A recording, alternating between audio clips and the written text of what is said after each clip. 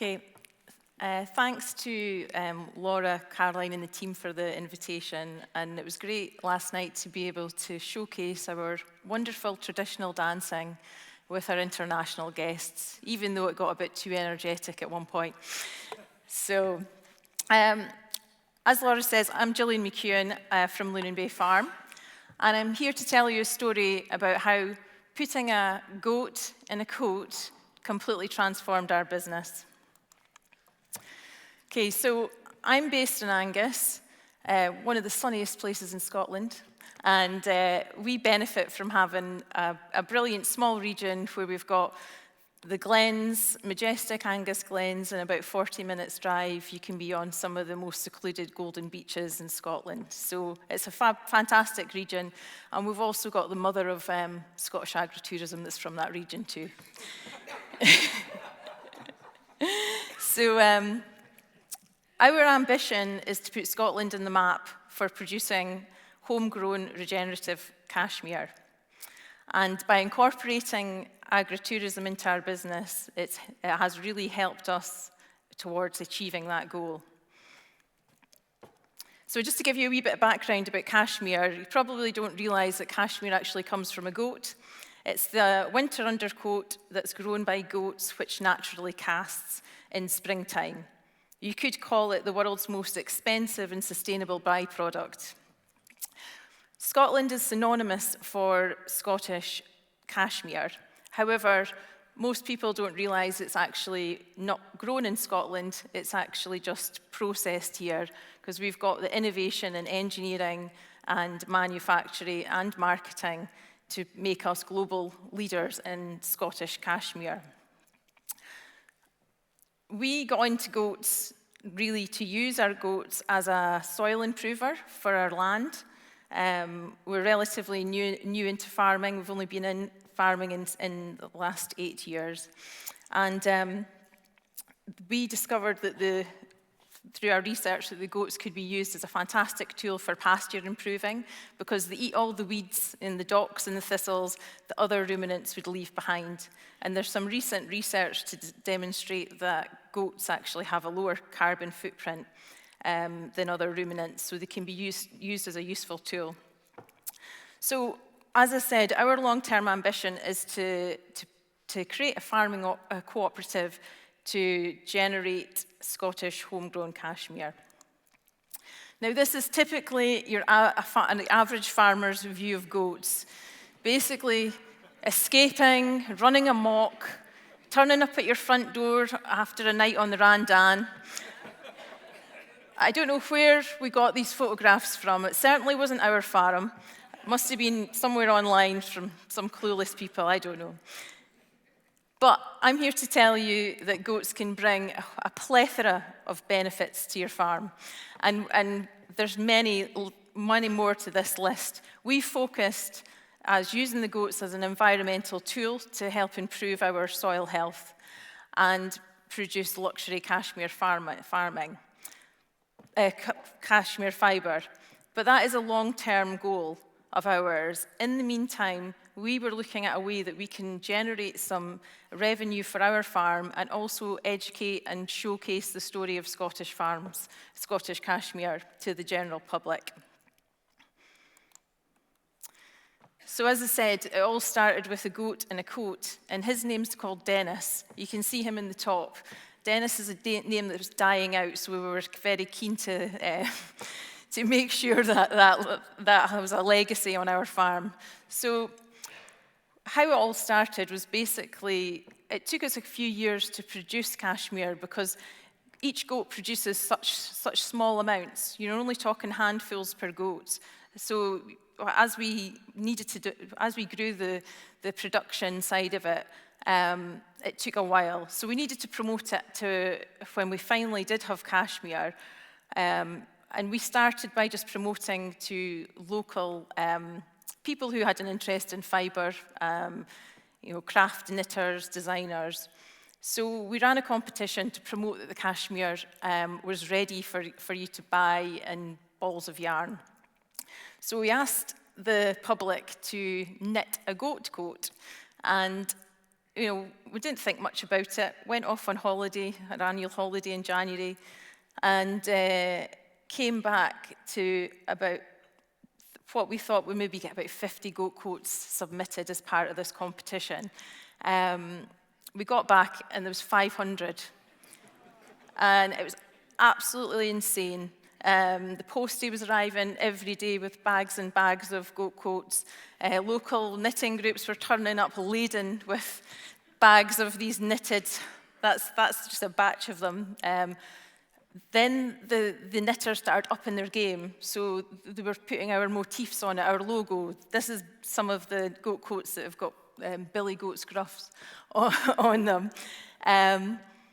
And also we got lots of schools involved as well, so it was an opportunity for schools to start knitting for the first time. So they were handing in their versions of a goat coat.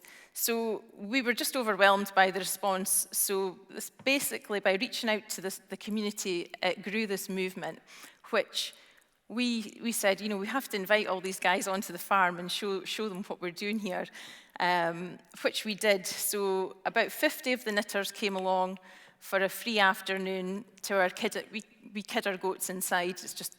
It's easier for us. So they were able to come into the goat nurseries and see the goats all togged out in their goat coats. We had 150 kids that year, so it was quite a spectacle to see them all running about, playing.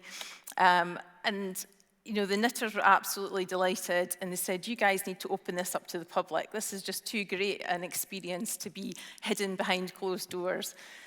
So that's basically what we did. And this snowballed into what is now a festival, which we run for 2 weekends every Easter. And it has been fabulous to see people come into our farms. The white trainer brigade that would never have set foot on a farm, coming through our doors from places like Dundee and Aberdeen, and really getting on board with the whole farming story and the care and the welfare that we put into looking after our animals. So it was a great response. And that translated quite nicely into ticket sales. So I count everything in numbers of goats here. So when we launched the Goats and Coats, we sold about 1,200 tickets for the 4 days. We had a waiting list of 200. This year, we ran the festival in April, and our capacity was 3,000, which we quickly sold out after a few months of launching. And we had a waiting list of 500 people. This year, we launched the tickets at the start of this month and sold 500 tickets in 24 hours. And I checked last night, and we've sold half of them already. So, and that's with increasing our prices to reflect the increase in labour costs that we're going to have to endure next year. So, on the whole, it wasn't just the fact that we benefited financially due to our festival, but it was the economic ripple that kind of rippled through our region and further afield. We had a lot of agritourism businesses and other hospitality businesses that have seen the benefit of our festival. It was feedback we got was it was the busiest they'd ever been in those Easter weekends. Likewise, we were attracting people from all over Scotland. We even had one goat daft couple drive all the way from London just to come to our festival. Some people are insane, but I'll take them. And also, the knock-on effect of we were using additional suppliers, and that ripple effect onto the business, other businesses in our area, which was great. So around about the same time, I actually started to get more involved with Scottish agritourism. I got what they call in the sector millered, which was great because I started coming along regularly to the Scottish agritourism meetings. I got the huge benefits of being around other positive people that maybe came from diverse backgrounds as well. That was, business people that were working in the field, knew all about pricing and costing, and all that information was so valuable. And it actually gave me the confidence to join the Rural Leaders Project, which was another pivotal part in my career by joining that leadership organisation. Just again, being around a wider net of people with those ambitions and skills and that network, which has been, a true game changer. So on the back of that, the Goats and Coats Festival, we were intrigued by what else we could do in terms of the agritourism space. And we are very lucky to live and work at Lunan Bay, which is 3 miles of sandy beaches. Our goats basically have one of the best views in Scotland. And we decided we really wanted to capitalise on our unique location and our story into Scottish Cashmere. So we launched this year more high-end immersive experiences for smaller groups to give our visitors, both domestic and international visitors, the opportunity to meet the farmer, to get really under the bonnet of cashmere production. So this is what started with our farm to fibre tours. So part of these tours, we're lucky enough to have a castle on our doorstep, which is always a wee bit handy. So we obviously share the story of the heritage and the history of our area, as well as showcasing the regenerative work we're doing on the farm, as well as providing unusual experiences like farm-to-table experiences in our garden. And we even drag them into the sea. Just don't tell the insurers. So our plans going forward is we see this as our core business going forward. We're very much focused on the US market. We believe that what we have to offer aligns nicely with what that particular customer base is looking for. And we're investing in infrastructure at the moment to deal with this sustainable business growth. But that alone comes with challenges, like many of the members have said. There's issues with delays in planning and finance as well.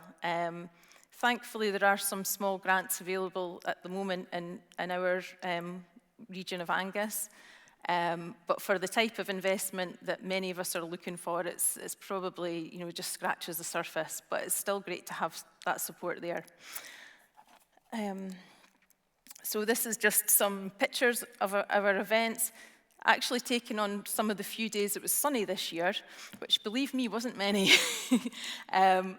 But as you can see, lots of sort of one-to-one experiences, teaching people how to spin fibre and get really hands-on and have these immersive, memorable experiences.